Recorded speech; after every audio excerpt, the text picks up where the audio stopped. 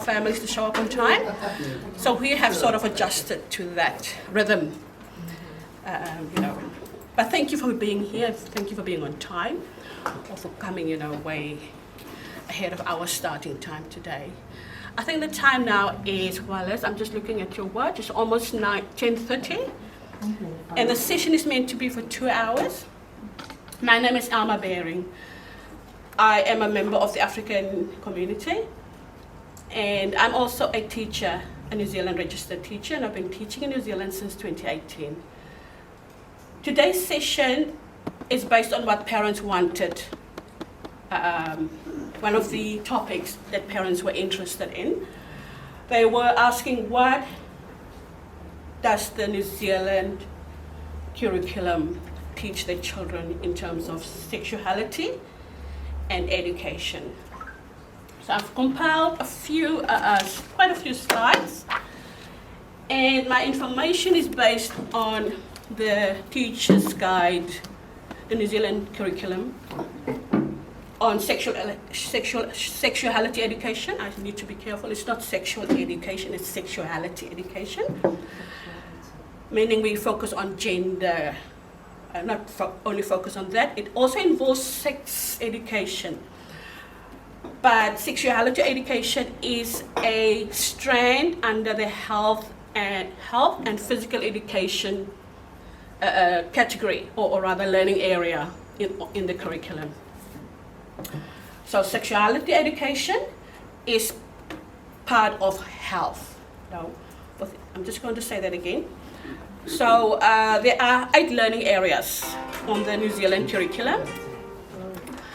And one of those learning areas is health and physical education. And within the health and physical education learning area, does sexuality education fit in? It's part of the health part of health and physical education. So, as I said, I have used these documents from the New Zealand curriculum extensively. None of it is my own opinion, and I will try to answer your questions as best as I can when we get to the question and answer section. So so I just need to talk about the 2 guides. There is a sexuality, I better look at the name. It is the Sexuality and Education Guide for Teachers for years 1 to 8. There are 2 guides. And then there is the Sexuality and Education Guide for Teachers, years 9 to 13. So there are 2 guides. Historically, to give a bit of context, historical context, this guide was published in 2002. Not this particular guide, this one is the revised one that we are working with right now. But the Health and Physical Education Guideline was published in 2002, and it was adjusted or revised in 2015 to make room for sexuality education on the New Zealand curriculum. Are there any questions at this stage? Yeah. So, the vision of the RSC stands for Relationships and Sexuality Education. That is the name of the subject. So, according to the New Zealand curriculum's vision for RSE, they state that RSE cannot be left to chance in schools. When this education begins from early childhood and builds consistently year after year, it prepares young people for navigating a range of relationships throughout their childhood, teen years, and adulthood. And young people equally deserve an education that enables them to develop healthy relationships, to become positive in their own identities, and to develop competencies for promoting their own well-being and that of others. That's from the Relationships and Sexuality Education years 1 to 8, and years 9 to 13, which was published in 2020. Are there any questions or comments at this stage? Okay. I'm trying to put my head together, but don't worry. Yeah, no, that's all right, brother. Yeah, so I think there are quite a few key words that's in this vision. It is definitely focused on the well-being of our children within, the school career, years 1 till 13. They talk about well-being, they talk about develop competencies for these children so that they can promote their own well-being. Okay, so it's empowering. It's supposed to be empowering those children.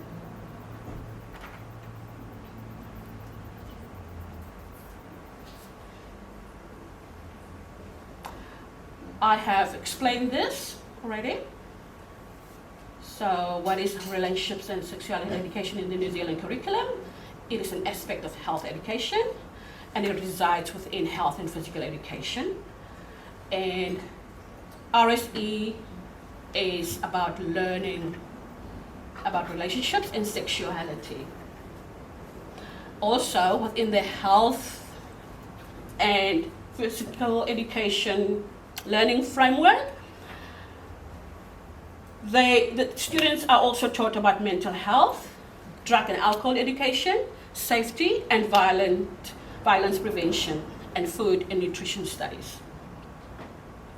So these are the areas that health and physical education covers in that learning area.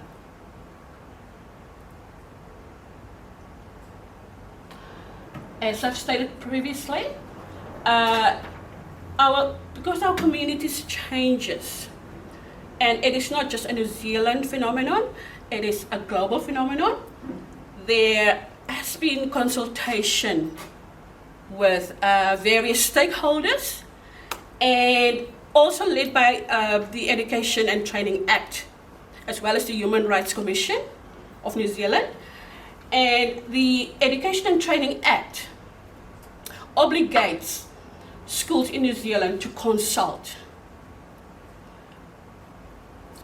with for the inclusion of health, or rather relationship, not health, but relationship and sexuality education. There's a consultation that needs to take place between communities, schools, and Board of Trustees. So these are the aspects during the consultation period. Okay, I'm just going to move forward because there's more there. So within the consultation period, so the New Zealand government and schools are obligated by the Education Act, or the Education and Training Act of 2020, to consult with parents and communities. And why do they have to consult with parents and communities? Because we want to give the local community appropriate opportunity to share, to influence, to accommodate various opinions from our community. And the idea is that it should be a supportive and a holistic development for all students in New Zealand. There is also the contraceptive education that is more towards years 9 to 13. Should also be discussed during the consultation period. So I will going to discuss on how the consultation period is structured, because it's a structure. The consultation process is structured. And how does the Te Tiriti o Waitangi fit into this?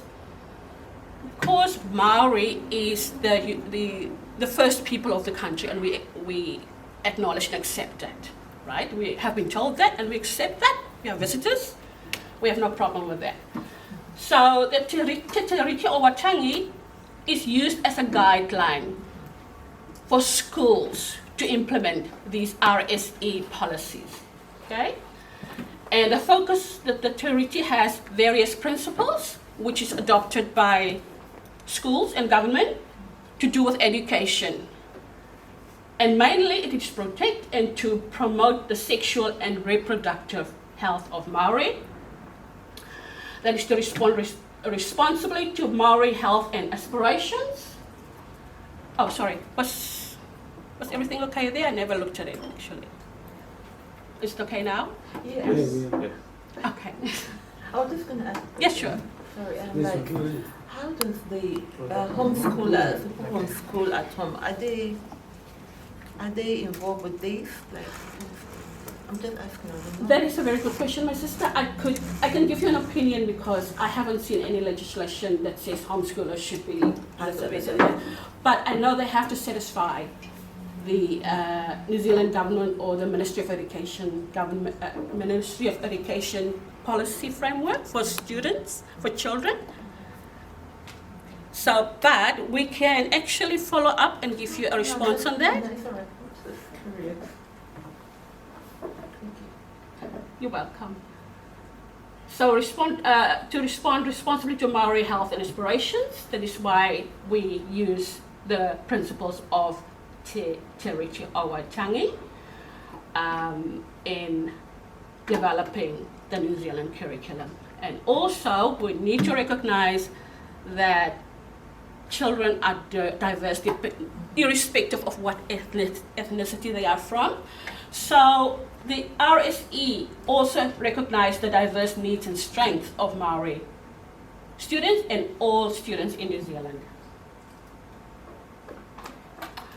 So what does the Human Rights Commission of New Zealand say about the New Zealand curriculum in regard to sexuality education? I have copied it verbatim, and that is what it says. All people have the same rights and freedoms, regardless of their sexual orientation, gender identity and expression, and sex characteristics. That acronym there is an umbrella term, for example, LGBTQI, it's like an umbrella term, the acronym that you see there. And the other acronym is the MVPFAFF, which is more, it's basically an acronym that's derived from one of the Pacifican languages. Okay. And we all know the, pardon? Means the same thing. Yes. Yeah, as it says, it's an umbrella term like rainbow, like LGBTQI and MVPFAFF. I cannot confirm that it's exactly the same, but it is really like, there's a similarity there. Okay? And there it continues to say it includes people who are takatapui, lesbian, gay, bisexual, queer, intersex, transgender, transsexual, whakawahine, tangata ira tāne. That is directly quoted from the Human Rights Commission. So that is one of the policies and documents that that informs the New Zealand curriculum. A quick question for Yes, you. please. Are you guys teaching this to the school too? At the moment I'm just explaining Yeah. how the school system does not have a choice. Okay. Yeah, we are guided by policies, Yeah, which I is understand. outside the school framework, but it is, such as the Human Rights Commission, it's applicable to mandate. everyone. It's mandate for you. You mean guys. it's Yes. a mandate? Yeah, it is. Yeah, we do not have a choice. We are obliged. So you are teaching these to We're not. Well, we are teaching them the Human Rights Commission, the policies. Yes. Okay. However, I will show you. I will tell you what we actually teach later on. Sorry. Yes. okay, Yes. Sorry. Yeah, because parents have a right. Okay, so we're not just going to go into the classroom That's and why I'm starting to be worried already. answer every single question. No. Yeah, I got it. It is structured. Yeah, that is what we're trying to say. It is structured. Because we are diverse. The word diverse came up quite often there, and that is what the New Zealand curriculum is about. It acknowledges the diversity of its population, or the people that lives in New Zealand. Okay. Yeah, not just one group. Okay. So, human rights apply to the context of RSA. it says schools need to ensure inclusive environment for all young people. Inclusive means Everybody including. yeah. Can we think about, okay, I'm going to ask you questions now. Can we quickly come up with the names of, people or students whom we think should be included within this inclusivity? Not names as such, but, what type of... disabled. Disabled people? Religious people. Religious people? People struggling with the mental illness. Mental health people? Anyone else? I mean, if it's in a school setup and it's an obligation, then there shouldn't be any person or any students that should be left out. Exactly. Because everybody's going to learn exactly. They shouldn't be to say, oh, because these are disabled or what. As long as it is under the school curriculum, they should teach them, regardless of who they are. Yeah, the question was, we need to think about who the word inclusive refers to. It's everyone, as the lady said, yeah?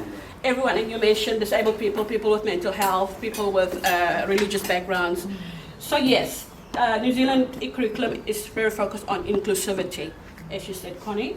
Everyone, right? But parents have a choice when it comes to RSE. That's the only field within the New Zealand curriculum that actually are being consulted with parents and communities. That's the only field. All the other fields, we have to do it, whether we like it or not. So does that mean that if a parent say that I don't want my child to learn this, they can take them out of that subject?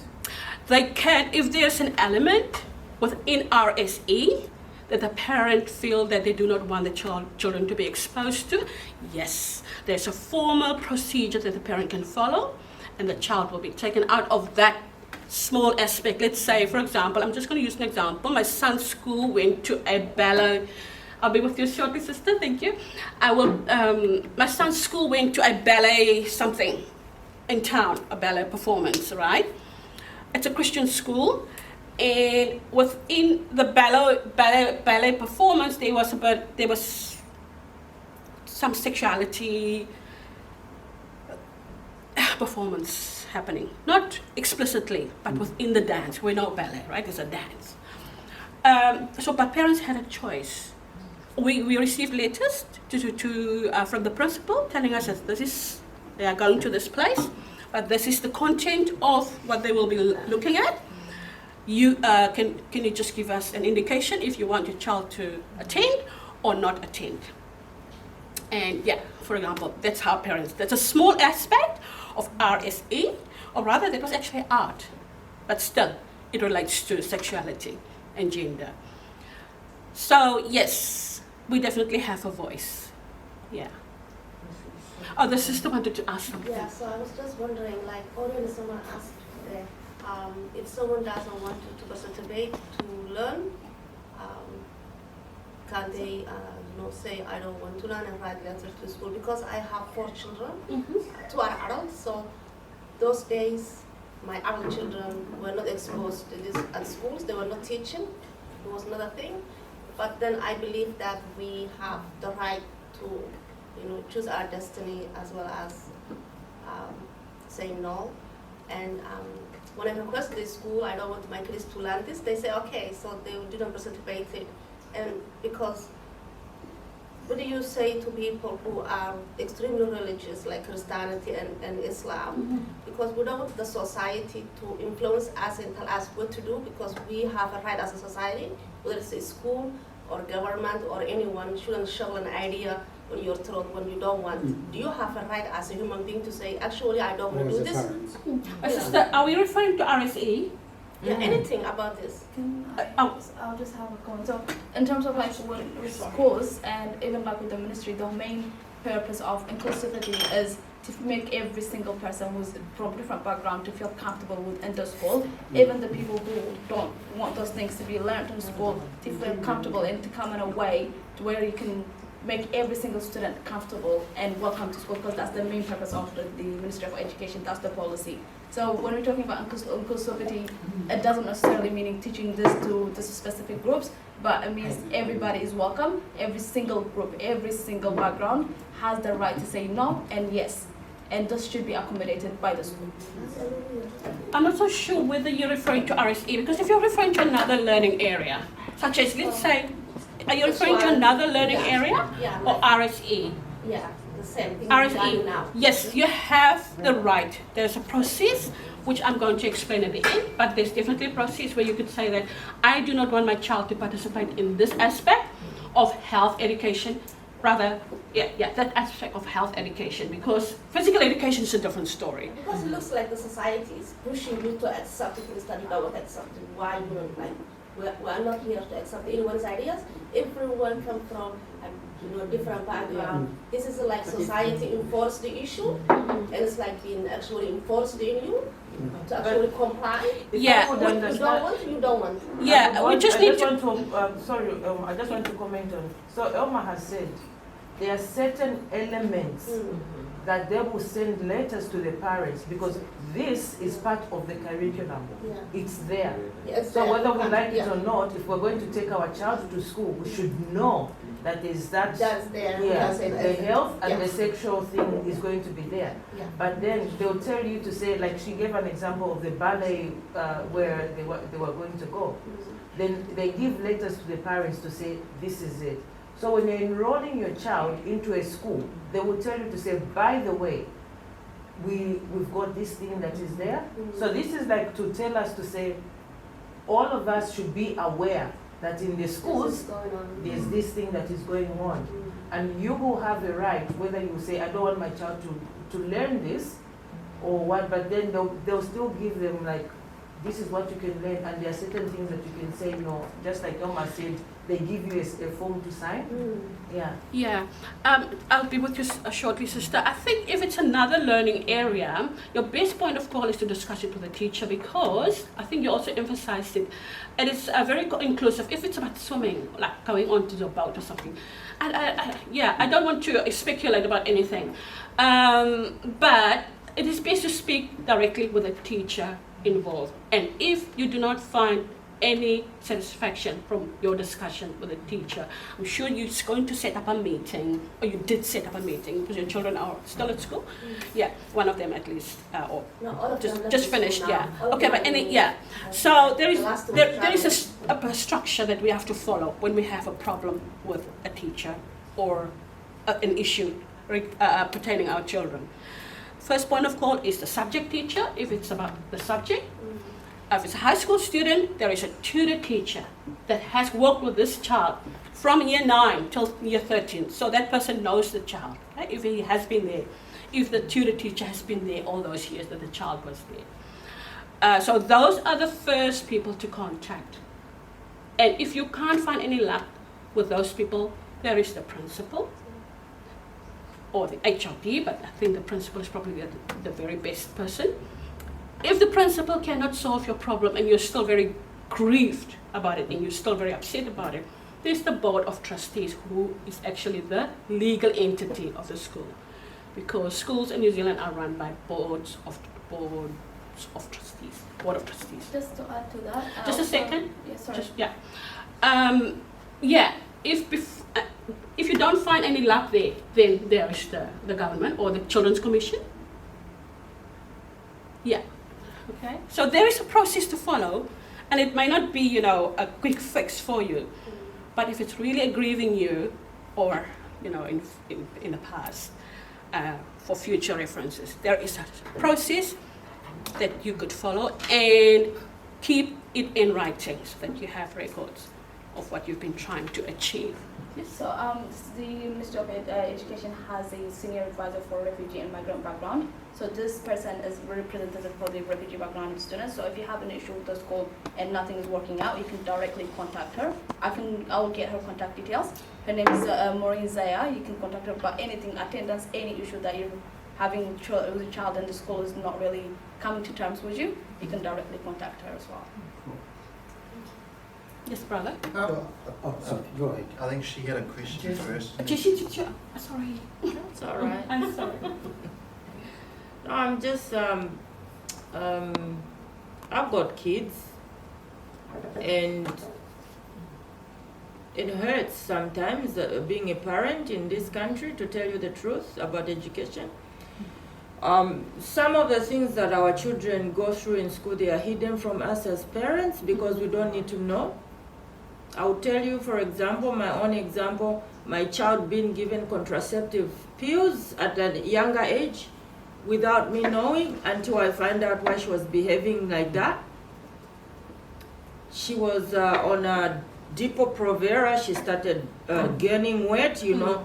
She's going through this phase, so hormone upon hormone. And I couldn't tell why the surge, but it was all hidden from me that she was on contraception. And me as a healthcare profession, I needed to know that. And I was like at loggerheads all the time with my daughter, because she's got this surge of hormones pumped on her at a very young age, of which I'm trying to have a conversation with her. She always used to burst, or she would throw the phone across the room, bash walls and this and that. It was until I found it later on, I found the information leaflet that she was given from the doctor, you know. These nurses, they come to the schools without even our consent. And then when you say, oh, there's consultation, a lot of things they don't consult us, like sexuality, abortion. We'll talk about, I don't know if it's in this policy, but they will not come to you as a parent to say, oh, your child aborted. Actually, they will not inform you because it's the right of the child. That breaks my heart. It really breaks my heart. So when I found out what my daughter was going through, I asked her myself, I said, I found this leaflet in your room. Tell me, when did you start this contraception? And then she said, oh, this and that. Are you sexually active? She didn't disclose that, okay? But because she was forced into doing that just in case, you know. So I sat down with her and I said, this is the reason why you've been behaving strangely like this. I told her, go and take it out. Did the doctor explain to you what this contraception, the side effects of this and that and that? No. So she took it out. She went to that doctor and they took it out. And now she's a normal, like, very well, you know? So some of these things we need to know, you know. We need at least, if there's a chance for our parents to know why that child needs contraception at an early age. Because like we come from different cultural backgrounds. We're not going to encourage our children into having sex early. I know it's all part of sex education, but we want to preserve them until they are old enough to understand what sex is, you know. Not at the age of 10, a child is already having sex. Or a child is already forced to learn about contraception when they go to intermediate. They are like 11. Or being lesbian or gay, like in any time. So yeah, maybe that is why we, our community asks, you know, what is being taught in this learning area. So the information came a bit late for many of us in this community. Yes, schools are obliged, in fact parents, you are in a position to say that I do not want my child to participate in this area of RSA, and you need to write a letter to the parent. Sorry, to the parent should write a letter to the principal, and the principal will have to ensure that that tuition will not take place. On the other hand, however, how do we police that? I think is the question, hey? Yeah. Because what if our children does not tell us anything, especially our teenagers? Yeah, but on the other hand, I do appreciate sexual education too, because you know, like when we were growing up back in our days, it was like almost a taboo to talk about it. But we had time for that, like we had initiation ceremony, like in our culture, when you are puberty, they will teach you all that, and it start to make sense because you are mature a little, you know, you're mature now, and it sinks in. But I don't understand teaching a child at the age of, okay, we can teach them about, you know, if they have to tell somebody if somebody is raping them or somebody is sexually or molesting them, they have to talk to someone. Yeah. But not us, because you know children, we are feeding them with information and they want to act upon that. I don't know if it's making sense. It makes perfect sense, my sister, and there's an answer to that right here. So, are there any other questions on this Yeah. particular Well, topic? Yeah, Yes, brother. I had a question and a comment, and first the comment is, I think probably we should not lose sight of the purpose of this meeting and presentation. I appreciate that it's a really, really hot topic. I have 1,000 questions, you know, and I have 1,000 comments to make. But I think we should allow Elma to finish, and then we can have the debate, and we can debate until the cows come home, and we can feed off each other and understand what's going on. But I think that there are pockets of it that we're missing out on, and I think we'll probably have more of a meaningful debate at the end once she's shared, you know. It's a hot topic, that's No, it. because It is a hot topic in our because she said, household as well. "Ooh, she asked the question." You know. So we were. No, I know, but it's such a hot topic that it'll throw everything out. You know, I think let's just be patient and wait until the end, and then we can have a really, really good debate afterwards once she's shared everything. Yes. So maybe just go ahead and finish Yeah, up okay. and Yeah, discuss and then- everything. Yeah. Bye, sister. Okay. And then the question I had is, what if you want none of it? Like What if you want no RSE? at all levels, none of it. RSE. Yes. We're talking about RSE because Yeah. that's the only one that the parent can get involved in and say, I don't want my child involved. Correct. You can write a letter. Correct. To the Without resorting to pulling the child out of school and homeschooling. It's you not know. necessary. Is there a way, an avenue to say, I actually don't want my child or the school to be teaching my child any of this stuff?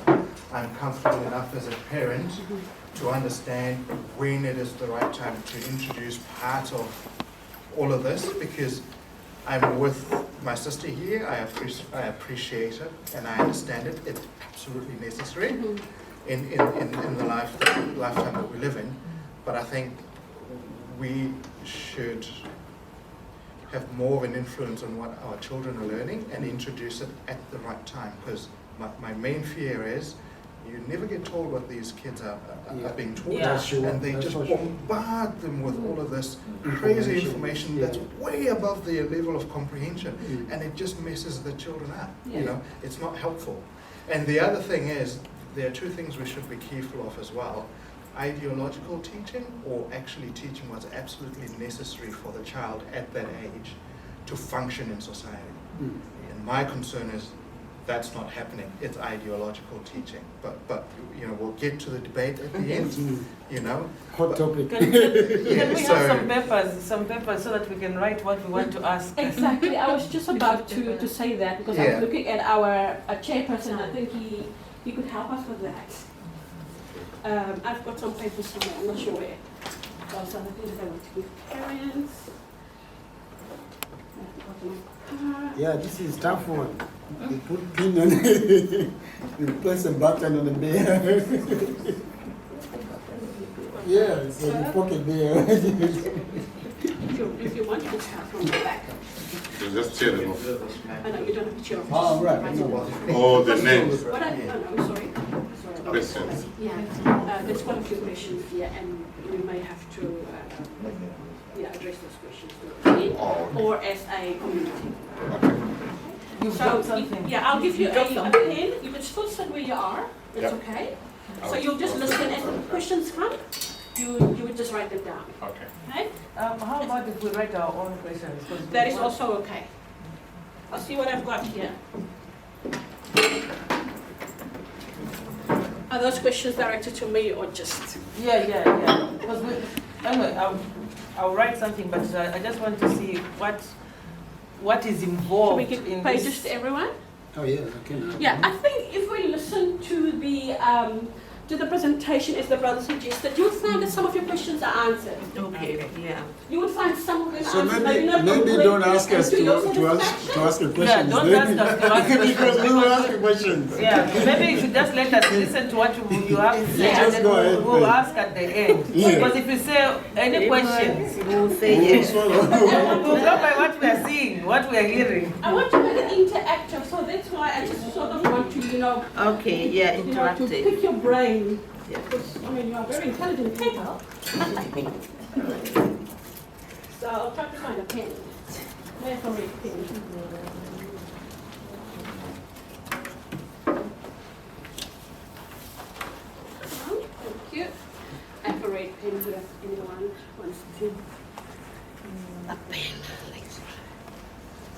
So, where were we? Okay. Wallace, could you tell me the time, please, brother? 11. 11. Okay. I don't know how long we Can you can take a break? overstay, but it's Oh. it's no problem. So we'll run through this quickly, and not run through it. We'll do our due diligence with the information that we have at the moment. So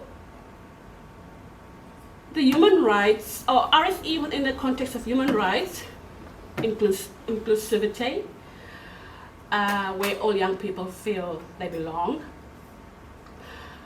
They are allowed of freedom to express themselves in relation to their gender, identities and sexual orientation, in relation to their own gender, identity and sexual orientation. Include content on the diversity of sex characteristics, sexuality and gender in the curriculum programs. So yes, the Human Rights Commission also expects schools to address all those areas.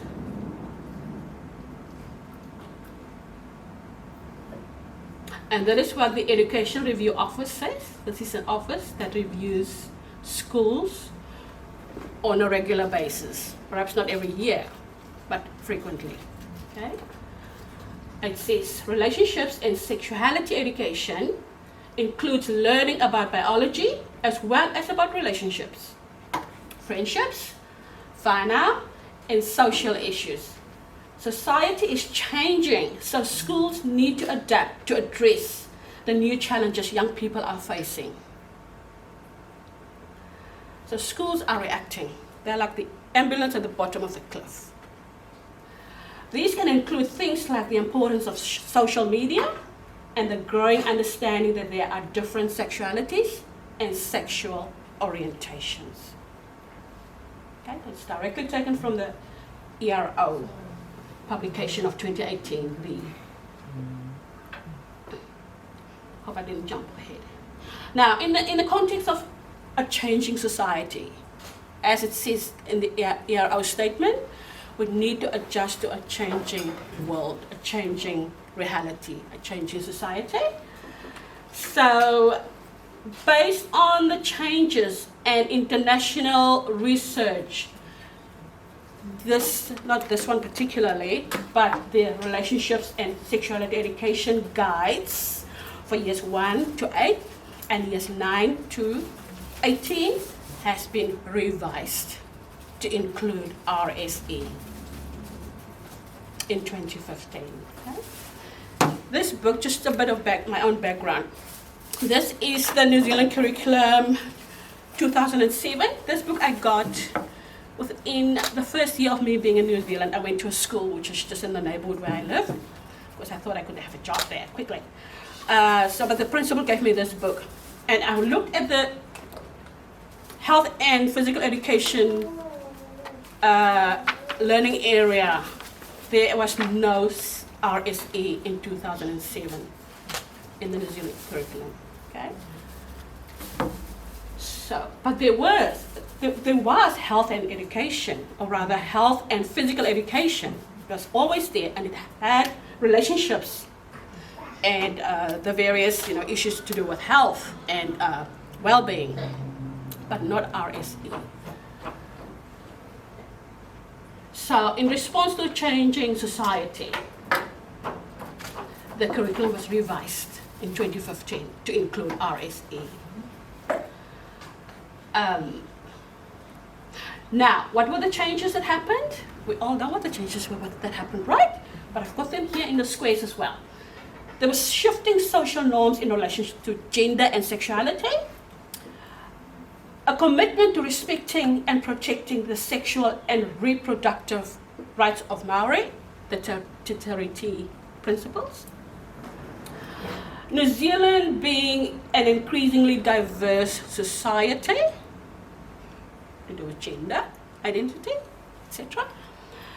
And global shifts, including trends towards earlier puberty and changing family structures. Anyone want to comment on that? You go ahead. You carry on until the end. Right. Other shifts, other identifications that things changed. Continued societal concerns about child protection and prevention of abuse. And the increasing use of digital communications and devices by children and young people. And other issues that indicate that we changed, or that acknowledge that the society changed globally, not just here. The rise of social media and the increasing availability of pornography and explicit sexual content online. Increasing recognition of the importance of learning about healthy relationships, including consent and respect, as part of social and emotional well-being. An increasing calls for social inclusion and for the prevention of bullying and violence. In this presentation, the word bullying and violence frequently appears. So, a whole school approach is, we don't go classroom by classroom or individual by individual. We use policies to help us, formulate something that would satisfy our community. And that is where consultation comes in as well. It's part of the whole school approach. And as we know, I'm not sure if everyone knows that there is the New Zealand curriculum, but each school has its own way of teaching it, which is called the localized curriculum. Each school in New Zealand has its own way of teaching this. But essentially, they all have to adhere to the 5 key competencies, which we will see later on about thinking, how children manage themselves, etc. So, what are the dimensions of a school life? The school ethos and environment, the curriculum, teaching and learning, and community connections. There's a bit more about that. What do we mean by school ethos and environment?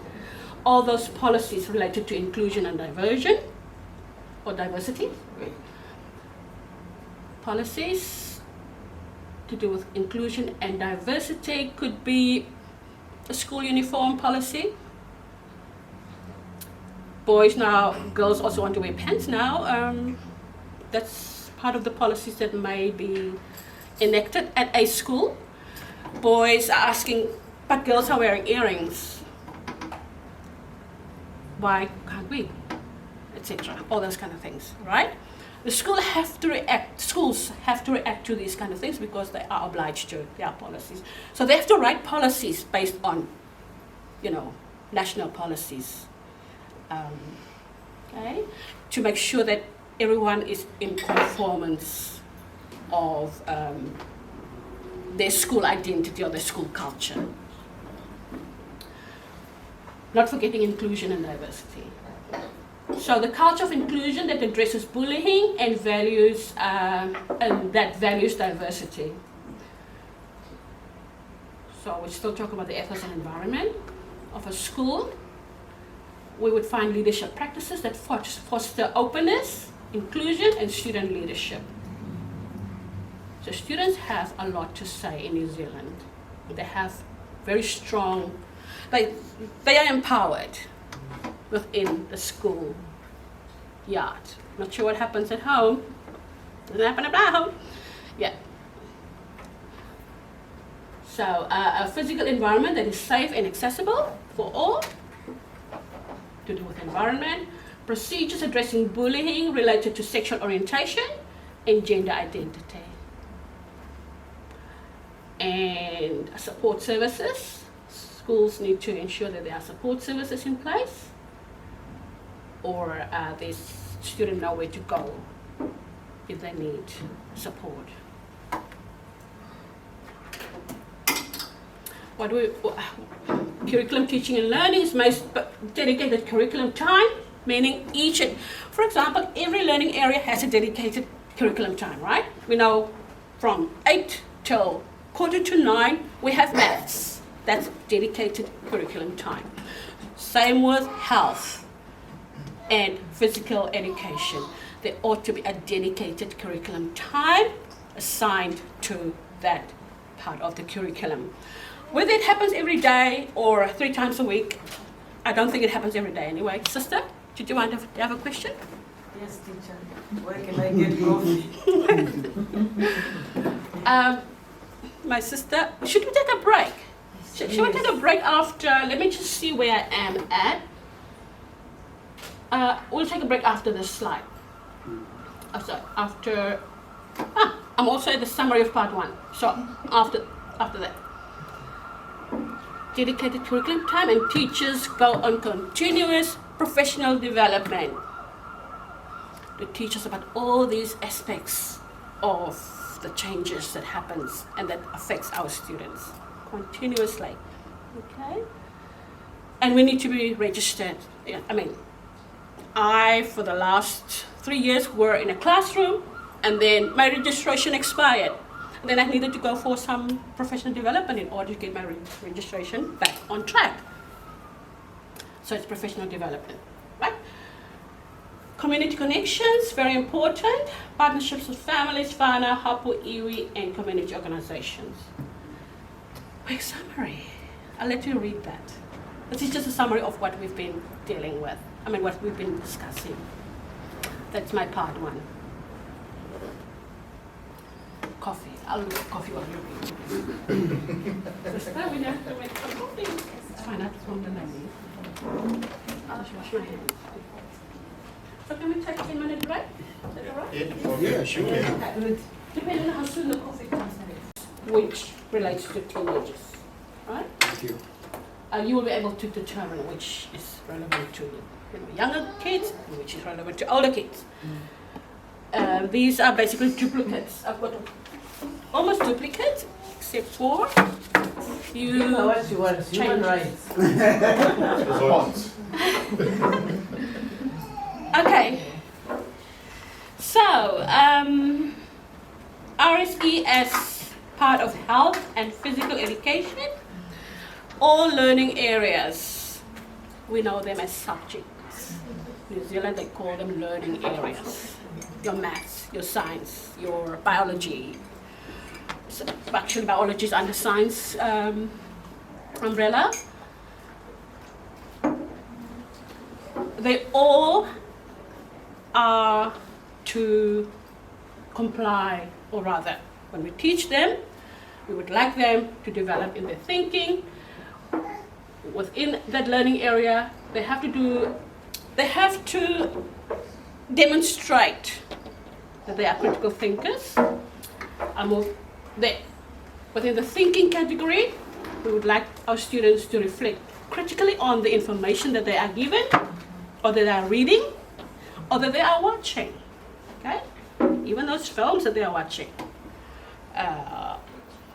We want them to develop critical thinking skills or reflective skills, both, on whatever information is presented to them in visual, written, spoken, or other forms.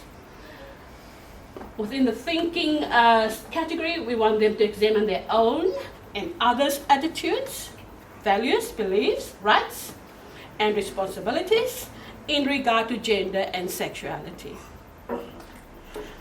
And we would like them to consider how to solve problems in social situations.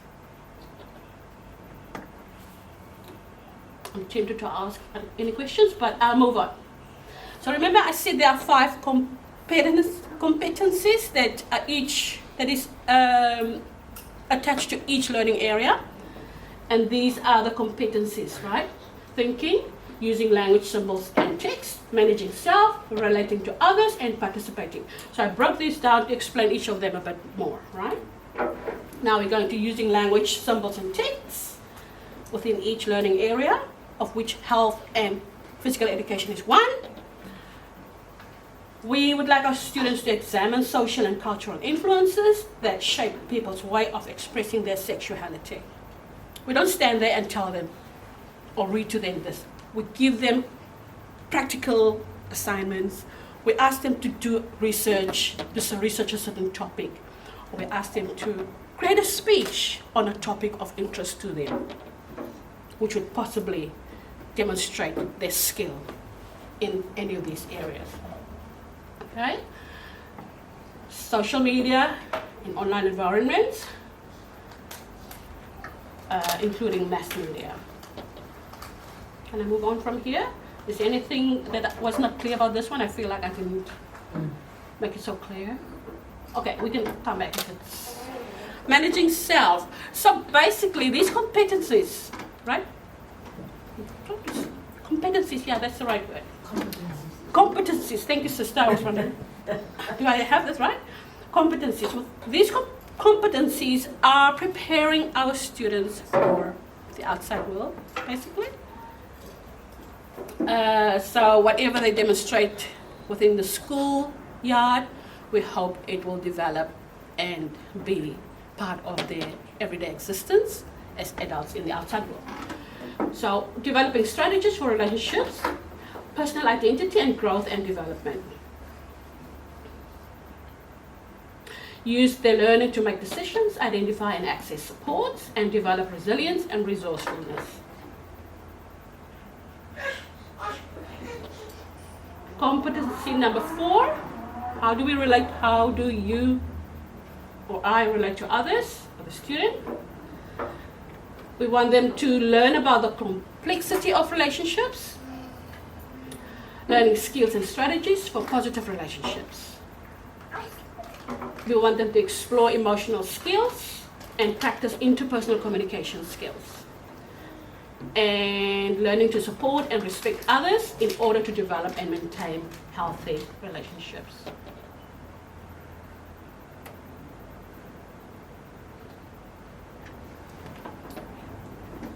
Now, we know, as I said, RSE is an element within the health curriculum, right?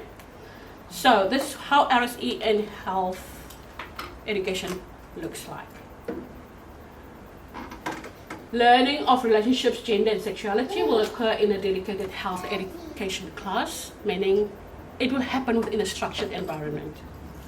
The learning takes place within a structured environment such as class time and timetable curriculum time. Health education needs to be balanced across health and physical education so that it does not overpower, so to speak, the other learning areas. However, it can be taught within other learning areas, such as languages, English, or it can be incorporated. That is what we call a cross-cultural teaching. There's a cross-curricular teaching, sorry, not cross-cultural, across the curriculum. Okay? So classroom programs to take into account students and community diverse values and beliefs. So it's quite important that parents are visible because you have a right. Okay. Students' views and requests should be included in the regular planning and review of RSE, and teachers should consult students about how they approach the content or how they would like the content to be taught to them. I know. Yeah, but they have a voice. They have a voice. What do they have? They want to be taught. Yes, because there are various pedagogies. There are various ways of teaching. It's not just one way of teaching. For example, I'm standing in front of you. It doesn't happen anymore that a teacher stands in front of a classroom for 45 minutes. No. The children now, they're taking, yeah, that is part of the key competencies that we want our children to express or to demonstrate. Leadership skills, initiative, teamwork. Yeah, so standing in front of a classroom is almost not very welcomed. Wow. Yeah.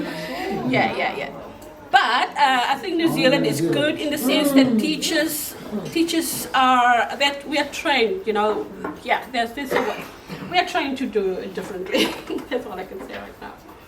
Is it in primary or secondary school that teachers don't?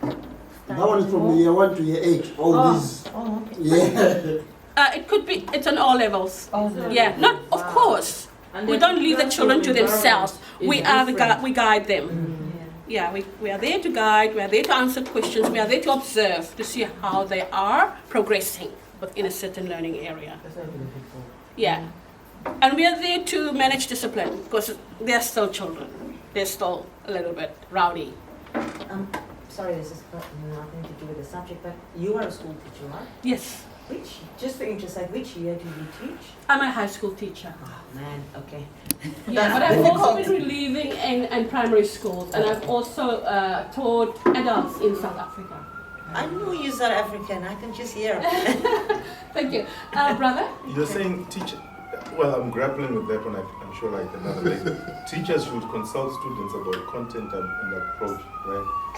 And you said, you know, okay, for instance, our group, right? You can consult us about content and approach because we've got life skills.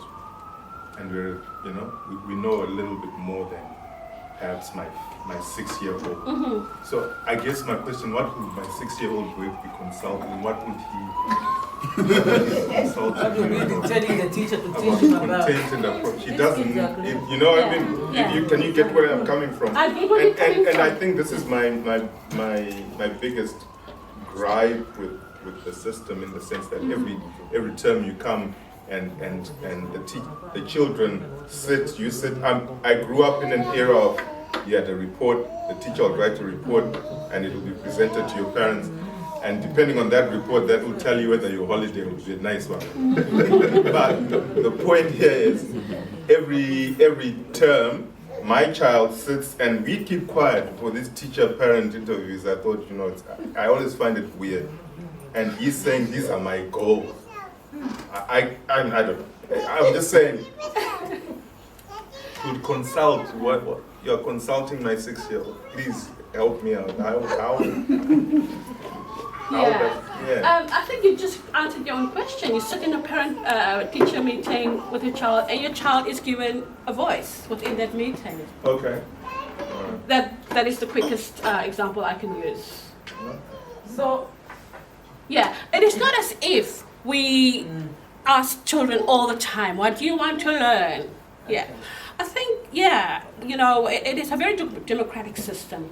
I A think child that's has a voice, yes. that's what we want to know. For me also,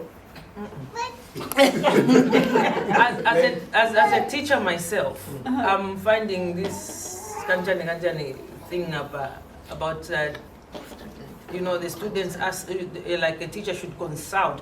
What is it really that you are consulting the students about? Is it just in regards to the RSE or?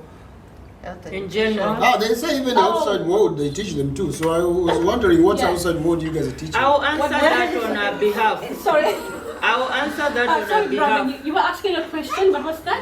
No, like I was topping up regard to what she was saying. You like from year 1 to year 18. You teach part of the system there. Year 8. You were teaching also about the outside world. I was wondering, what are you guys teaching about the outside world? From I will there? answer that. Can I answer, please? Yes, please. Because I've got kids going to school. So normally the teachers will ask the children, okay, sometimes, for example, after school holiday, they go back to school. So that learning time, the teachers will ask them, can you write something that you did during the school holidays, you know?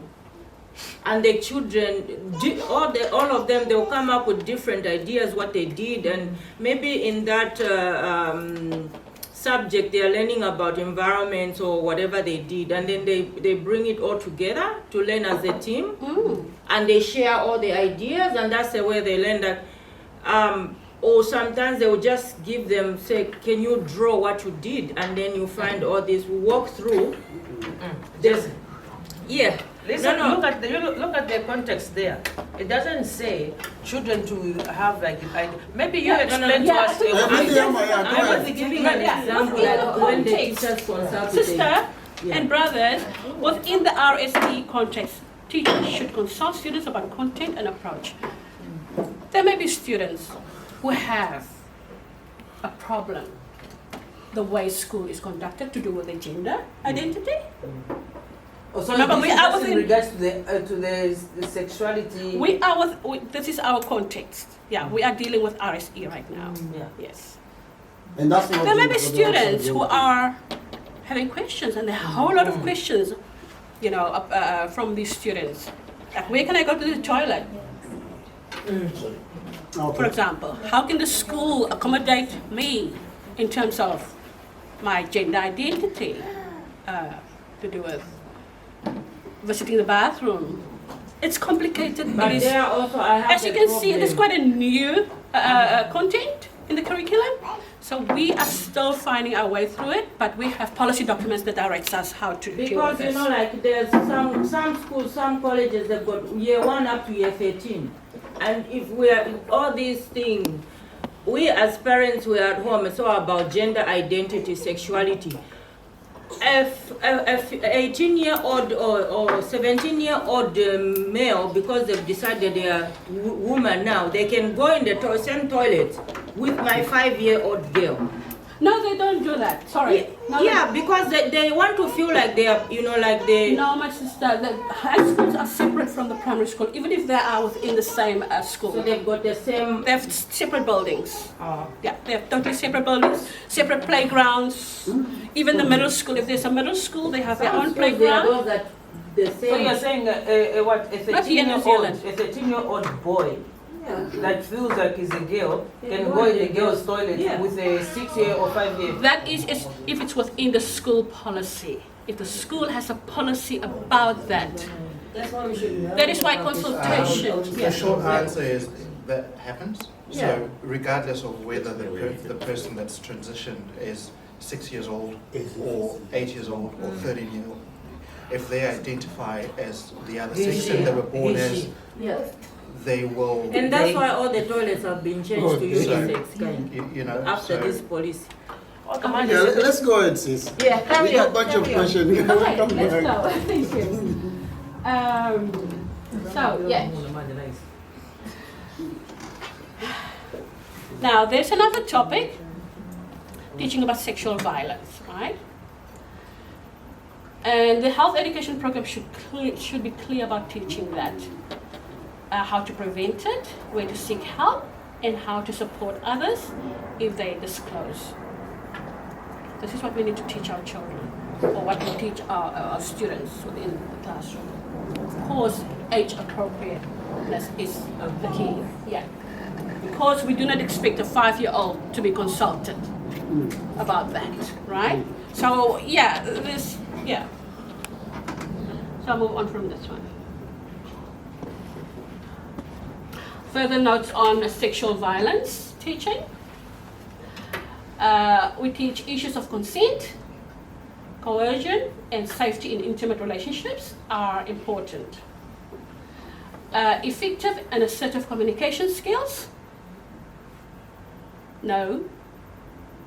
Doesn't mean yes. Yeah.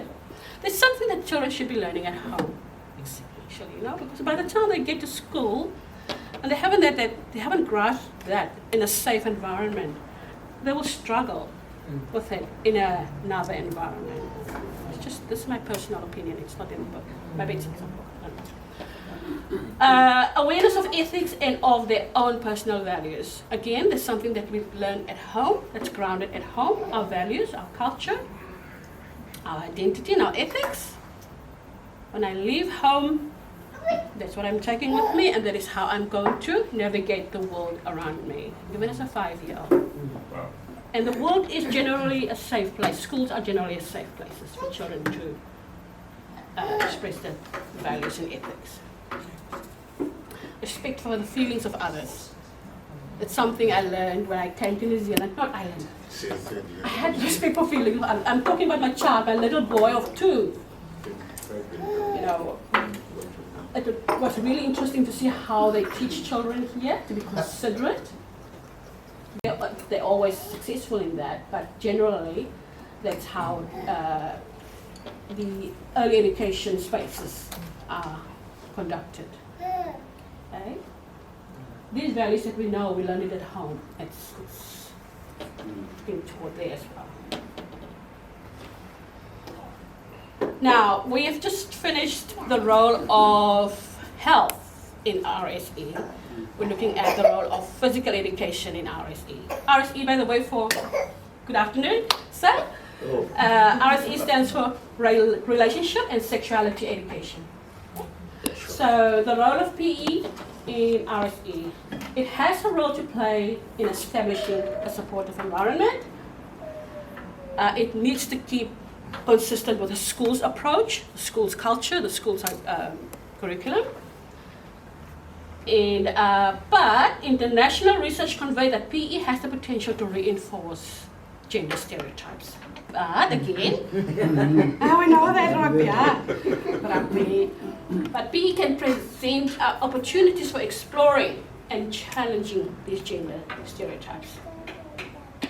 And the strong focus should be on critical thinking, values, power sharing, and student voice, which can support gender and sexuality issues. Can I? No. Yes.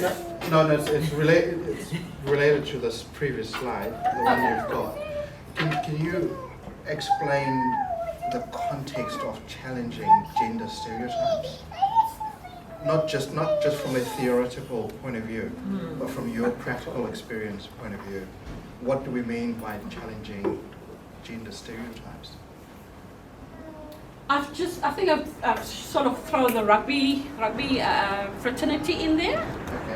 Okay. The exclusion of girls, the historical exclusion of girls from Playing rugby. certain types of sports. Okay. All right. Yeah. That's an example. Okay. And the fact that girls... And that's the only focus, not the sexuality focus. Well, sexuality has to do with gender. And rugby is a gendered sport, historically. Yeah, which is great that we should reinforce the fact that it's actually not a male sport, it's everybody's sport, that's fine. Yeah. I totally agree with that, but there's another meaning in terms of challenging gender stereotypes, which is... So would you like to share that with us?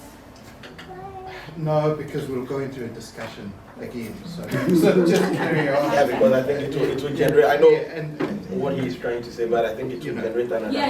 It's just the understanding the context of it, because it's such a broad subject, and if we're dealing with it to educate our kids that, just because you are male or female, it doesn't mean that you belong in a certain box. That's fine in terms of participating in society and actually being able to do things.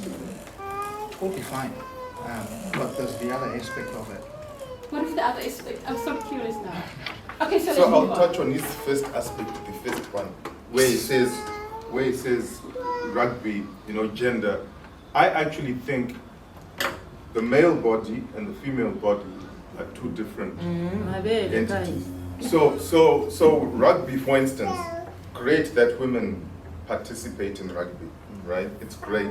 But you look at the type of injuries, right, that men experience, right? And because it's our physical bodies are bone densities and all that. So for me, when I listen to that, I worry as well that we're not, well, without looking at the syllabus, but I'll be worried in the sense that maybe the syllabus, like I said, without looking, it does not actually state the fact that yes, we are equal, but our physiologies are not different. It's different. So because, for instance, soccer, the ladies who play soccer right now, there's reports coming out that soccer players, male soccer players, experience brain damage because of hitting the ball. FIFA is actually doing a report about that to say maybe we need to look at this further. The male heads, my wife will tell you he's thicker than the female, and that's just physiology. So this whole, I'm just, for me, it's not a question actually. I'm just worried that yes, as we push and strive to get women involved in everything that's predominantly what was previously men, it's great. But I wish people could also, I wish the syllabus would also state the fact that it's not trying to be sexist or anything, but men the way we were designed, the way we were created is different. That's right. To you know, and when you do play sport, you know, the injuries for girls and boys are different. The rates of healing, you know. Your point is taken, brother. However, you know, the curriculum is based on national policies such as the Human Rights Commission. And we've actually addressed that earlier on. Yeah, it is basically strictly adhering to national policies. The right to the Education and Training Act. Yes, brother. If I may take that a little bit further, I just want to go where people are thinking but don't want to go there. Because when you say challenging, it means that you are also encouraging girls and boys to play together. If it's like rugby, they can play in the same field together. But we know that rugby is a contact sport, right? And boys will be boys. Maybe the boys these days are different from us when we were growing up. So if we were allowed to play with girls in that kind of sport, so you see where I'm going. So if you challenge that kind of stereotyping, it means that you are sort of opening it up and making it like a genderless society where anyone can interact with anyone at anything at any time. No conflict. I do think there is research out there that addresses that very topic, what women can do and not do, or what, there's various research out there that maybe not nullify what you're saying. It doesn't, I'm not saying it is, I haven't read it, but it's not just something, you know, that because this is what we believed in the past, it's probably still like that. We should open ourselves to other views, such as, you know, specialist views, or people who are actually the authority within that field, such as, you know, medical professionals or physical. So when we are making these laws, However, actually there, the policy. I just want to move on now because we are dealing with RSE. How far are we with this one? I'm not sure. Then let's go on. Yeah. Yes. So I'm not agreeing or disagreeing with anyone. This is not my opinion. Okay. There was a request that our community want to know what schools are teaching within this sexual relationships and sexuality education. I gave the historical background. I gave you the policies that are advising schools how to implement this. And I also said there is a process for parents to withdraw their child if there's an element within the RSE that they do not want the child to be involved in. So I think that's the main point. Don't shoot the messenger. Yeah, we are shooting the messenger. Apologies. Apologies for shooting the right. messenger. But I think the concerns that are on here, It is valid. Probably from a practical point of view, you're the only person who can actually answer because you are in the system. I can't answer a question like that where No, from a he practical sense says, of view, what you do in Oh, your yeah. day-to-day I answered that teaching, one, right? you know what I mean? So, Yeah. yeah. Can you represent like the African opinions, like can you be a voice for the African? no, I The cannot book is be already because out. we are not even homogenous. We're different in our views as well. So I cannot be a voice in that sense. I cannot be a voice because I have my opinion and I have my professional own policy to be and I have my policy professional you know, my professional training that directs my what I do, what I teach in the schools. Yes. Yeah, during our first session, during the introductory session delivered by Cynthia, she made mention of a policy revision. I don't know if you have any insight into the timeline and how we as parents here can be able to provide feedback. Policy, which policy is that? On the curriculum review.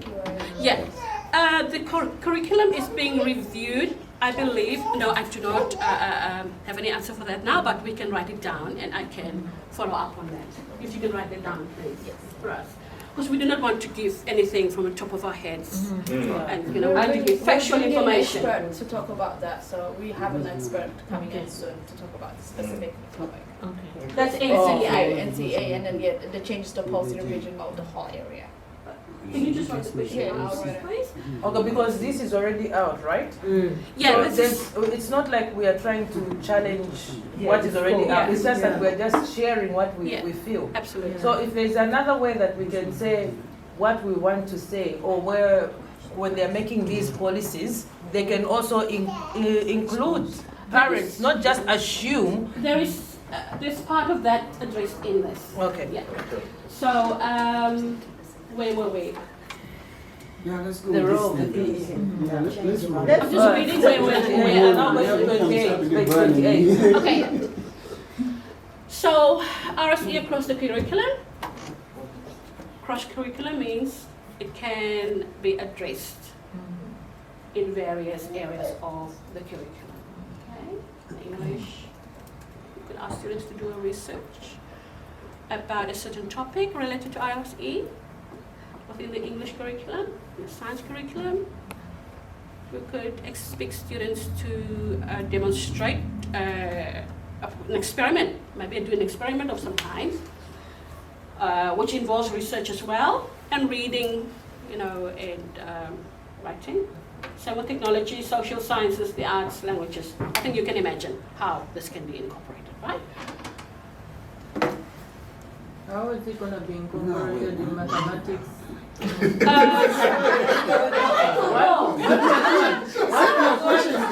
your question, please. 1 plus 1 is equal to 2. And 2 plus 2 is equal to 3, 4. Maybe in stats. In stats. Sex education, guys. Save your question.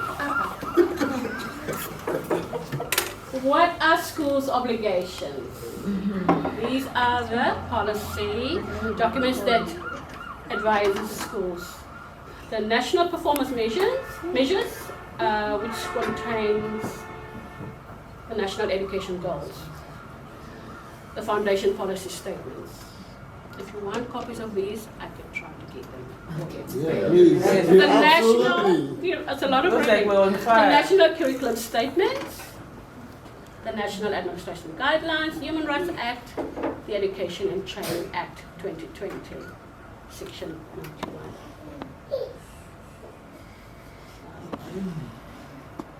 Here we go.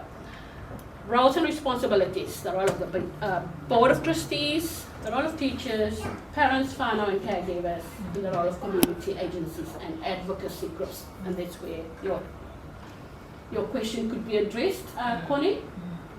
So who is the BOT? It's the legal entity and accountable to both government and the local community. Teachers need to be registered, and high school teachers need to be specialized within at least 2 learning areas. Specialized meaning they would have studied that throughout their university career in order to teach the subject. So health and physical education in high school is presented by a trained specialist for that subject. Okay? Parents, whānau and caregivers need sufficient information from school to make informed decisions regarding sexuality education. The wider community services such as would provide support and advice to schools about effective program, spelling mistake, delivery. One of these agencies could be, what do you call that? Social, MSD? No, sorry, it's probably not MSD. Social services. MSD. Yeah, one of those. Specific rights and responsibilities. Schools, teachers and parents or caregivers have particular rights and responsibilities around requests for children to be withdrawn from aspects of sexuality education, and teachers have the right to respond on a child's question. So from aspects of it, not all of it.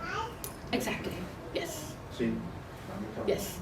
If there's a small element that you don't want your child to be exposed to, you could write a letter to the principal and say, But it could be all of it. all of it.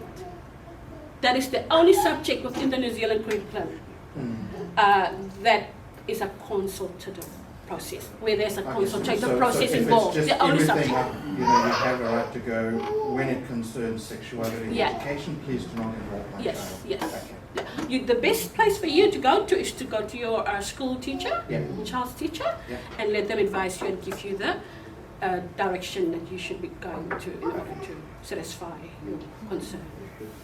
They're not going to try and convince us why the child should learn. Well, if you are firm on your stand, that this is what you want for your child, whatever I say probably could influence you or would not influence you. Really, it's on the day, to be honest, and it's based on your values. Yes, brother? That's not very effective though, because children will still play with other kids who would have done that education and they will talk, right? So, to what matter whether you withdraw them or not, because they will still learn. It needs to be better for them to actually learn in that controlled environment than from other kids. Yeah, because the child might be bullied for no reason, I don't know. They might pick on the child. And the child, I don't know, it's really, it's something you have to look into. Yeah, it's complicated. And they can ask a question whenever they want to have a question, and the teacher has the right to answer the question within her capacity. And this is what are we talking about here. Firstly, I'm going to explain the process of withdrawing a child from a certain aspect of RSE. Could be all the aspects of RSE. That is the only learning area. Parents can say, I do not want a child to be part of this. Rights to be withdrawn when BOT has adopted the statements. Remember, that's called consultation happening, right? BOT consult with the parents. There's a bit of a commenting, and then essentially there would be statements adopted on how how the health curriculum will be delivered, and when it's adopted, there's no further consultation with parents will occur. However, the Education and Training Act 2020 makes provision for withdrawal requests from parents. Okay? And this is the process that you take. Write a letter to the principal, it says. To have your child or children excluded from any particular element of sexuality education. The principal has a responsibility to ensure that your child is excluded from the relevant tuition. The principal has the responsibility to ensure supervision for your child during the time of exclusion. And students can be withdrawn from contraceptive education if the parent so wishes in writing. Sexuality education involves, I'm going to be with you now, brother. Sexuality education also includes sterilization education and abortion education. That's what I was Guys, brother Ben. I'm thinking, isn't it interference with the child's right to know? I wish you were here. I find it a bit, I mean, you can't control the child at home and then you control the child at school, and children have rights anyway. That is what is... and interfering with the child's right to know, I think may have long-term repercussions, I think. I don't know. It's just a thought which came to my mind. So, can I, really, we are all up and in all, like for our children to learn, like lots of different things.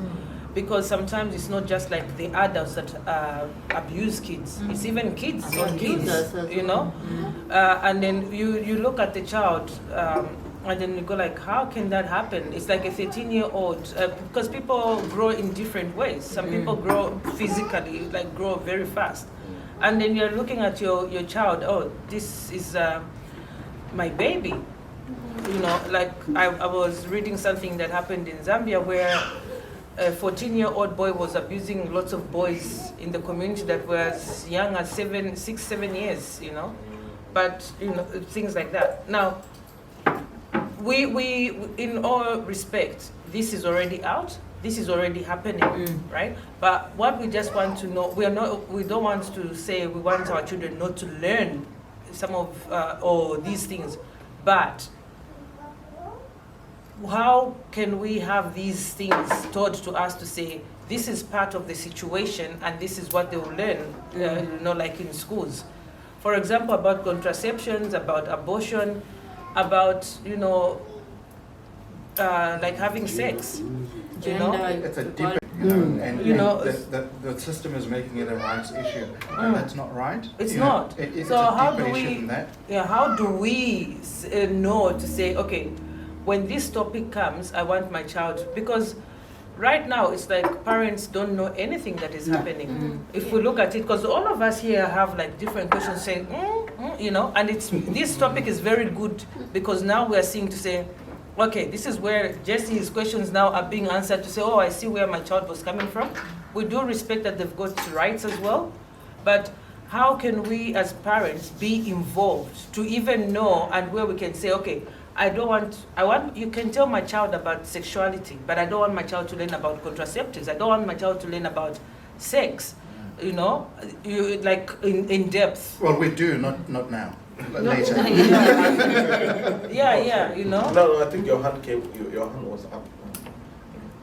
I just wanted to share a thought about what you just said. Yes.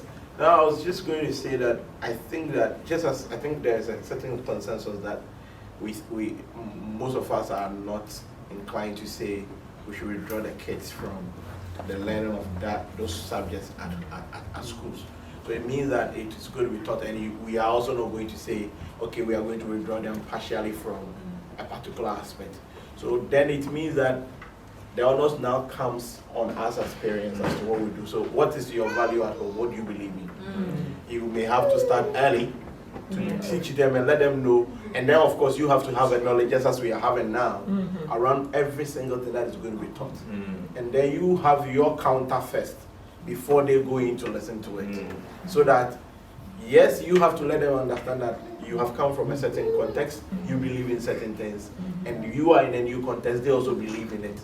So this is what we believe in, and this is what we think is right for you. And then they will go and come. So I think the difficulty for us is where you have a counter from the child, where the child says, I think I'll go with what I'm living. And that is where I think that the challenge is for parents. And as you're saying, it's a right issue, and so that's why. So I think there is that sense in which my thinking is that if you catch them young in the right sense, in trying to inculcate your culture or your religious belief, which is based on which we disagree with some of these things being taught with our kids, then that will be where we will be able to win. Because I think at the end of the day, as we have also agreed, even if you withdraw them, there will be discussions. They are on social media, actually outline the things which are exposing them. That's the reason why they are trying to teach in the school in a nice way. Although we also believe in a way that there is an advocacy that is leading to all these things being taught and all that. So I think at the end of the day, having the knowledge and knowing what is being taught, and we trying to counter it in areas where we think we don't believe, I think will be the win for us, so to speak. That's my opinion anyway. Yeah. You open the brain, bro. You took all my answers. That's what I was saying. I think what this just says is we've got to step up as parents, and I think you touched on it as well. That what's your values? I think you spoke about that about a slide or two ago to say, before I'm a teacher, I've got my own values, and then I step in the world. I think you nailed it because I think what we struggle with is as immigrants is the time. In Zimbabwe, in Africa, we had a housemate, a garden boy, and then so you had time, even though it was not. And then the system was different as well, isn't it? The system was different where all our kids were taught same syllabus, and our value system, you could beat your children, your neighbor could beat your children, and it was okay here, so I think we're coming to grips with that. But I think the gentleman here said well that we really have to step up and read what they read. There's a lady I know, she reads what her child reads, and she actually comes to us and says, do you know that this is what they're doing? But that's the without forgetting we're not in brokenness Africa in the system, isn't it? Oh, for sure. It is my biggest concern, and I'll share it openly, is that they are pushing ideologies, not Yes. actually Mm. teaching our children Oh, for what is sure. That's absolutely right. necessary for them to survive at the appropriate age. That's what I said. I am open for our children to be learning about all of it, like bury it all out, put it out there, but On goodness the me, right age. Timing. timing The right is timing. important. That's Yeah, timing. that's for sure. Timing is important.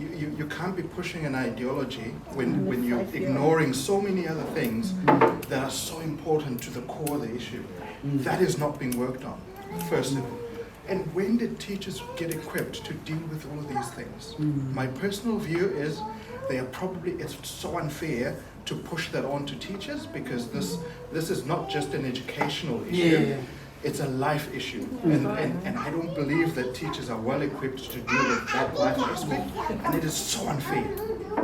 It is so unfair. That's what they say from year one to eight. If they were bringing external professionals who this is actually their field of expertise, and they were saying we will support the teachers when it comes to this area of teaching, it might be a little bit more palatable. There's something to do with that somewhere here.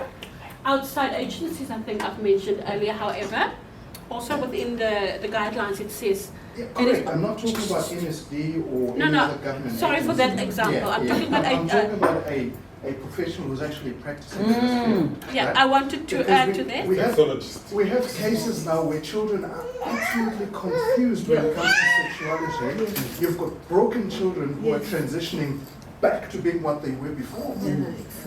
It is such a big issue. Now I'm highlighting one area of it. But there's a bunch of other areas of that. And I agree with you, because they are giving it to teachers to say, oh, the teacher has learned this. But the teacher hasn't psychologically seen in a psychological way, because what the teachers are telling, just as example, contraceptive. You see, if they bring in some people that are really They trained, bring the nurses to the schools, the social workers are there. Things are happening behind the scenes of which you as a parent, you don't even know. Like even my child has got issues going on. They tell her, you don't have to tell your mother or your father, they don't have to know. Because it's your right. It's your right. And that really breaks us as parents. But the other thing also, abortion. Like I said, I'm in the health, I'm a health profession. Abortion, almost every woman that I look after, maybe 5, or I can also 1 in 4. I'll be more than that, or I'll say 4 in 5. They've experienced an abortion in this country. And when you go through those records, what impact are they explaining to them? Yeah, abortion can seem it's so good for a woman to go because it's a body, it's a choice. But the impact, mental illness, health, anxiety, they are on antidepressants and all this, all with the same story. What are we doing? I just hope they could explain some of the consequences. And in the right age and the time. And the right age, that's what I was saying. Like back home we have a right age initiation ceremony. They would sit us and tell, oh, you're a grown woman now. You've gone through puberty. This sexuality, if you sleep with a man, you're gonna get pregnant. You cross Your breast, your breast, or this and that. So at the right age, it sinks in. But when you are still, Year 1 to year 8. I hear the concerns. So I hope And that again, is this is jotted. not an attack on you. We are No, open. it's not. And I really want to make this clear. Everybody feels like this is a safe space, right? Yeah, it is. Yeah. Sharing what our Let's hear concerns. from the youth world. There was something that I wanted to look at, because I have a feeling that as an organization, the ACCW organization, a community organization, can. Oh, sorry, like she was been pointing her hand. Oh no, so I was just gonna give because I just want to finish my statement. Now I'll listen to you. There is the ACCW as an organization can also be part of the consultation process. Yeah, that'll be good. However, consultation happens every 2 years. that's all good. So, But, yeah, you know, depends I on think- at what stage your school is I think we've within got the to be clear as consultation. well that this is not about fighting the system. No. We are here to express concerns, and hopefully all of us can come together and put some solutions on the table in terms of how do we, as concerned parents, and find ways of dealing with all of this, because it's just really, really complex. And what I would like to see is that we all feed off each other and we get tools for dealing with all of this. Because there is no point whatsoever to think that we can fight the system and change things. You know what scares me, my brother? You know what scares me? The organizers of this event sent emails and emails. They are not the only Africans here, right? Because this is what scares me. Like we said, this gentleman is the answer. We're supposed to step up. Also as a community. Because it calls upon, like you're saying, lady girls used to have initiation ceremonies and whatever, you know, where you talk about these things. As Africans, we need to get as strong as people and start talking together, weekends or whatever, just coming together and saying, guys, this is what you're going to learn at school. As Africans, this is who we are. This is who we are. And then, like he said, then they go to school equipped, knowing that we might be taught this. You know, I mean, maybe most of us are religious who go to church. Daniel was taken to Babylon when he was 12 years old, but he didn't deviate. He didn't do the things because that he was the obviously Babylonians whatever did. he was told before Nebuchadnezzar attacked Jerusalem and stuff. So, but Even Joseph ran away from that woman.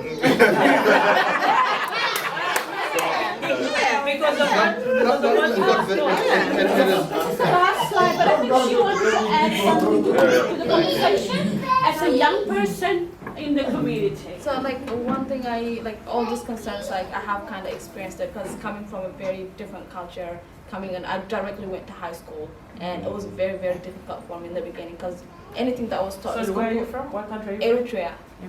Eritrea. So everything was completely different and it was really hard. You don't really know who to talk to. Do you go to your parents? Because some of those things that we've been taught, like for health, it was quite embarrassing to even go to your parents and talk about it.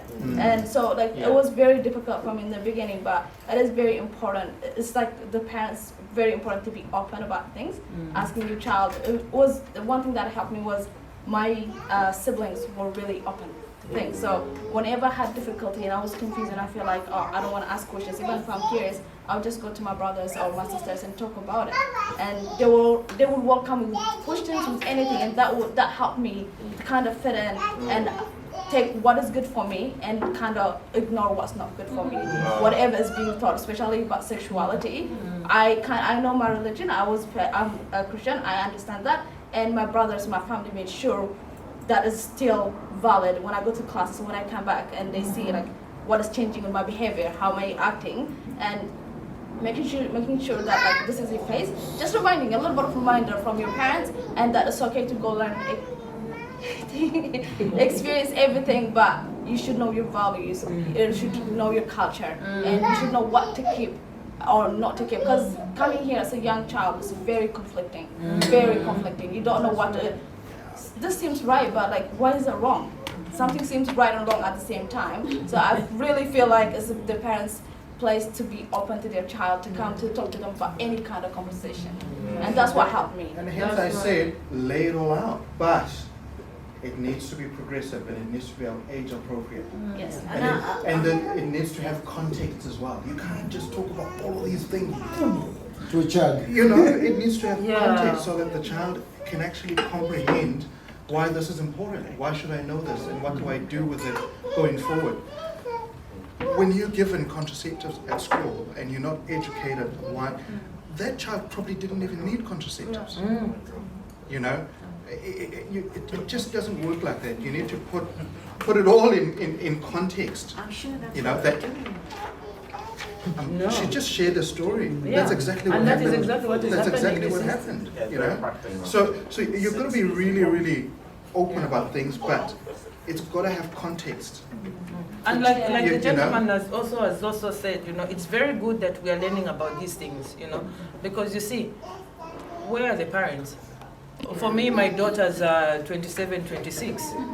At least this time I sit down with my kids because I have seen that my world, where I wasn't talking to my mom about sex, is different now. I take my kids to dance, and when I'm there dancing with them, I watch how they are dancing, I watch their behavior. And then when they are sober now, because they can drink, and I say, you drink to a limit, watch your drink, don't give it to anybody else, don't make sure that when you're buying a drink, you are there, right? There are some of those parents that don't have that privilege of going out with their kids or doing all sorts of things with their kids, you see, because they want to say they are Christians. But our children out to here in this country that we bring them, the Christianity is not the same way as they learned it back home. My daughters the other day were saying that they saw one of the girls that was like a holy girl. She was in a barrio. She was drunk, you see.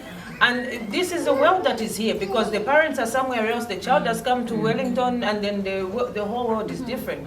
So learning some of these things is good for us because then we know how to approach it and how far we can go. It's so important that we know how deep they are going, so that if we have to share with our children, prepare them at home. Some of them that are not likely to have brothers or siblings that can have gone through this, because this, as you said, came after what, 2015, right? So her education, she didn't probably have the depth of all of that. This lady here? Yeah. I finished high school in 2018. Oh, so okay. So you went through these things too. But you were an adult. you already, yeah, you were already in high school, right? So one thing that is Okay, sorry. Thank you so much for your contribution. I really appreciate that you have the practical examples from school, the New Zealand school system, as a person who's been there. Because we are all, we've been taught somewhere else. Brother Ben. Yeah, What age are we talking about? Those one, brother, is from year 1 to year 8. This is what I wanted to add as well. No, Wait, hang there's on. 2 categories. Hang on. There is, you know what? According to the research, there's the ERO office, or rather the Education Review Office, that reviews what schools are doing, and they would, publish reports on, how something is going, and they found that schools who effectively implement RSE spend less than 20 hours a year on the subject. Teachers are parents as well. Teachers are community members as well. So I think we should just have a bit more respect and more trust in them, that they are in this as well, in the same way that we are, and trying to find their way. And there's a way to address an issue to a child of a certain age compared to a child of another age. I think we could trust teachers. However, the books, there's certain books that are being published with this information. So what age are we teaching? From year 1 till 13. However, it's age appropriate. The content would be age appropriate. For example, I'll just grab my book to tell you what the level 1s would learn. Yeah. Which one is this? Year 1 to 8. Try to get my book. Yeah, we need to, I understand the concern, and yes, there may be a reason for concern, but maybe not as extreme as we think it is.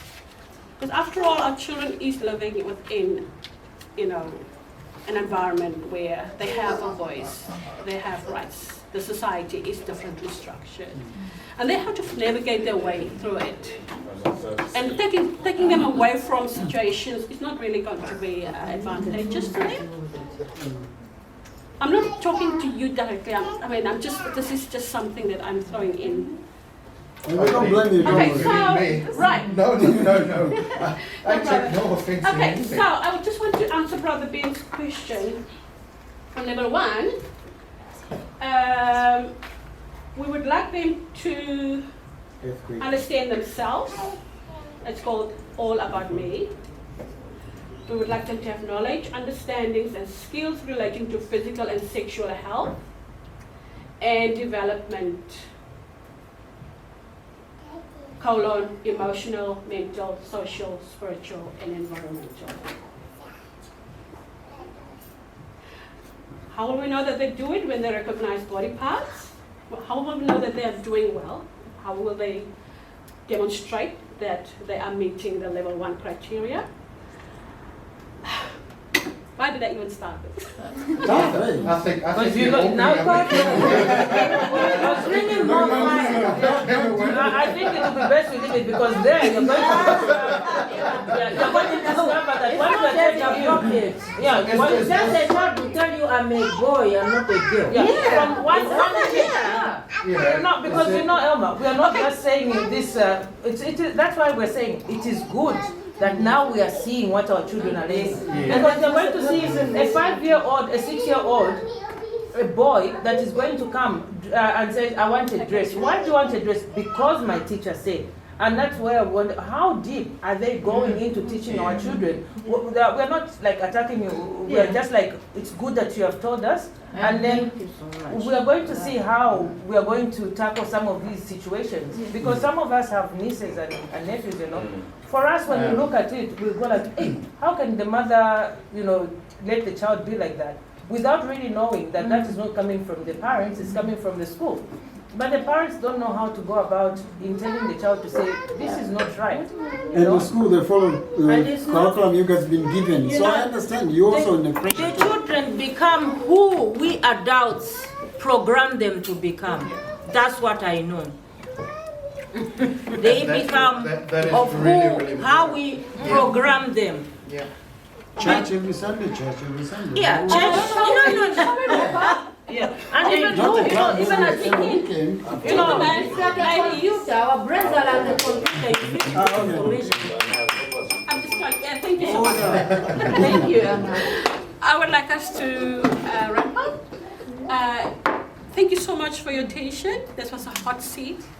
I think you'd still like to just say something about feedback because we appreciate your feedback and I'm going to follow up on your concerns. I think with the ACCW, through Eddie, who works closely with our chairperson. I think the feedback is thank you. And very much thank you. There's nothing anybody here can say further. There's no criticism towards you and the content and the material. It is just such an important subject and we all just lost in a way and we're all trying to figure out how to navigate it. And hence I said the purpose of this is hopefully we can give each other tools to deal with all of this. And also you did provide some. And to feed back to the system that look, I don't think what's happening here is right. I don't think it's appropriate. I don't think it's absolutely necessary for our kids' education in the way that it's being delivered. In terms of looking at life, it is absolutely necessary. We should be open about all of it. Yes.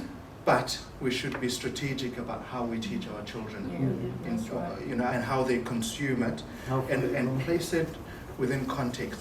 And I don't accept that I should trust and look. I trust teachers, but I also know that they also come from a different cultural background. They also have their own ideological ideas. They also have their own way of life, and that inherently gets translated to how they teach, and therein lies danger. Hence my comment earlier is that I don't believe they are well equipped to be dealing with this sort of issue. And it is very unfair to put that onto teachers. Very unfair. All right? It should be dealt in a different way. So I don't accept that I should just sit back and go, I trust the teacher will be doing the right thing. It's not good enough. No. It is not good enough. And that is not showing disrespect to the teacher. This is me acknowledging that the fact that they have to be teaching this is just totally unfair. Because they are not trained enough to be able to deal with this without introducing biases.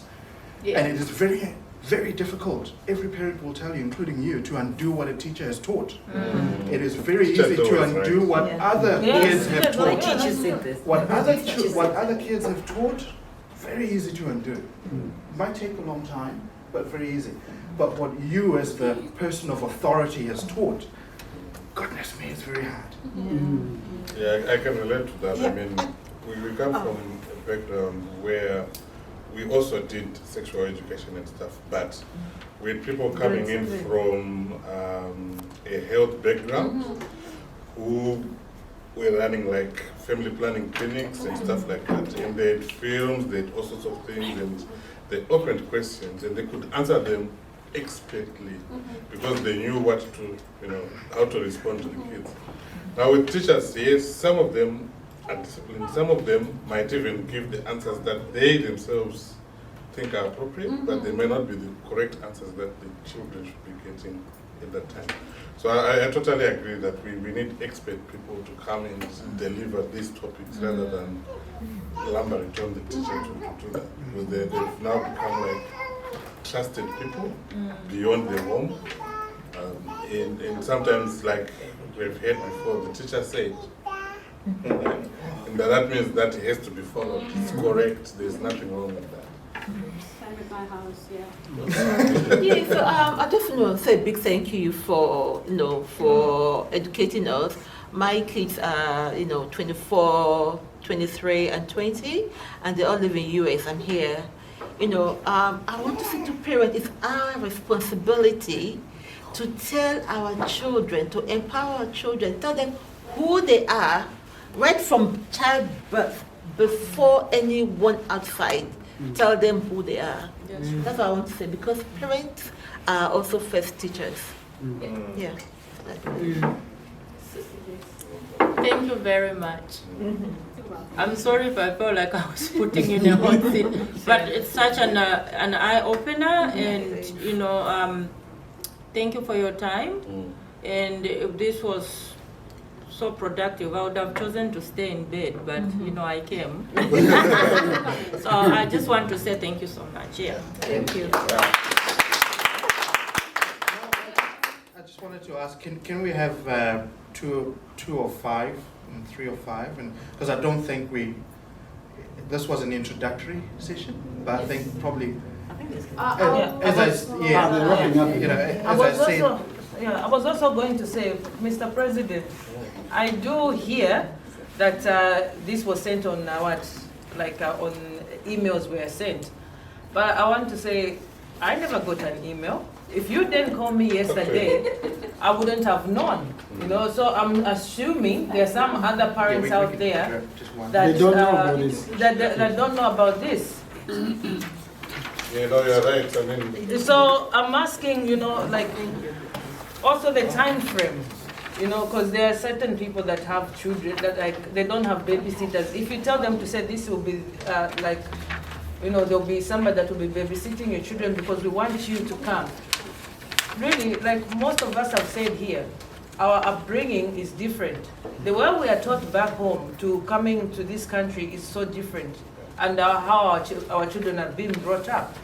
We are going to have to say, it's a taboo for me to talk about sex to my children, but when they go to school, they're learning about sex. We want also the other parents in our community to also learn about some of these things, at least just to be in the know that this thing is happening, so that even those ones that have those African minds to say, I'm an African, I can't tell, they will have to start to stand up now and say, look, this is what I want my child to learn. Because there are so many other parents that are standing in front being the MC that we hear lots of different things about how parents are scared to talk to their children. But having educations like this, if we're going to spread the word and say in 2 months' time, there'll be another education of this and all parents should come, please share the word, because things that will be spoken about will be A, B, C, D, E, F, G. Because there are other people that don't have the privilege as I do to be, having you as a brother. Yeah. So at least, that is just my 2 cents that because this has been really educative. Thank you very much. Yeah. What works well in our community also, we have tried to do that writing and stuff. Word of mouth, right? We are here now. If we tell 5 other people, each one tells 5 other people, then people become more aware, and then the word spreads around. And yes, the last session was very useful. You said yes, we're coming back. And I'm glad that you find this useful as well, which is something that we need to get our community to know more about.